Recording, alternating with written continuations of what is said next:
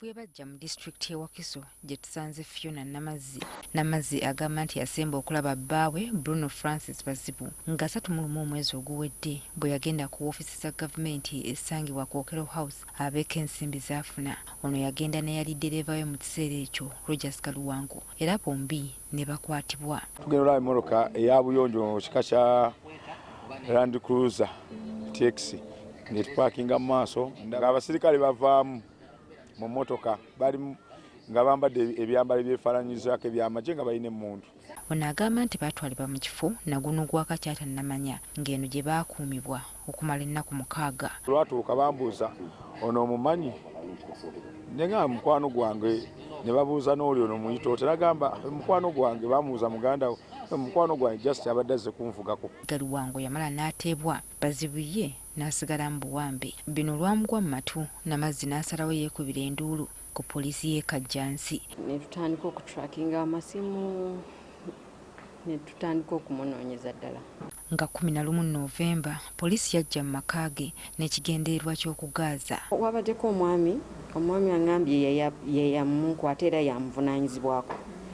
Yaneeyanjulidde nga Andrew.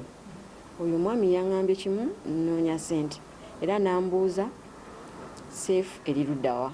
Ono alumiriza nti poliisi yajja ne bbaawe wabula teyamuganya kufuluma mu mmotoka. I even had a smile on my face thinking that he's back.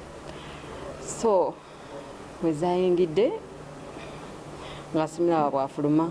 Ekyasinga okumala Namazzi enviiri ku mutwe ye poliisi okukomawo omulundi ogwokubiri olunaku olwo ng'obudde buzibye okuddamu okwaza enju. Ku luno Namazzi yalagirwa aggyeko kamera z'ebyokwerinda ssaako n'amasannyalaze, ekintu ekyamwewuunyisa.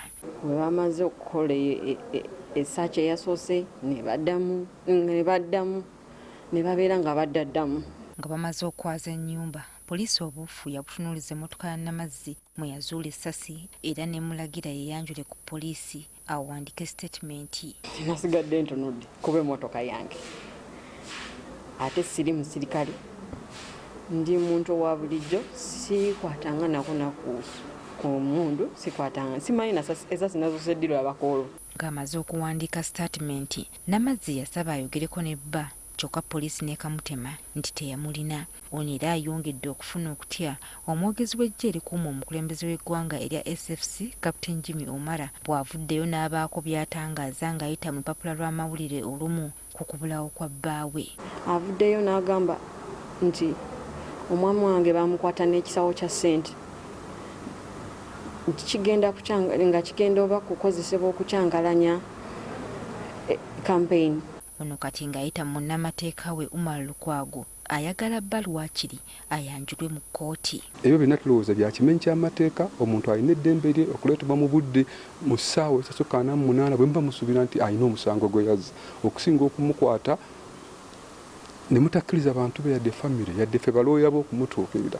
Wabula ffe bwe tutuukiridde omwogezi wa SFC Omara ku nsonga eno atutegeezezza nti wandibaawo abantu abeerimbika mu linnya ly'eggye lino ne bakwata Bazibu wabula nga bo ensonga eno tebagimanyiiko yadde. SFC hasn't conducted such an arrest and we have no knowledge as pertains this information which is circulating in the social media as well as other media platforms. Because we now believe that could this be imposters maybe trying to taint the image of SFC. Kino kati kireeseewo ebibuuzo bingi kwani ddala alina akakwate ku kubuzibwawo ka Francis Bruno Bazibu. Joyce Nakato, NTV, ku ssaawa emu.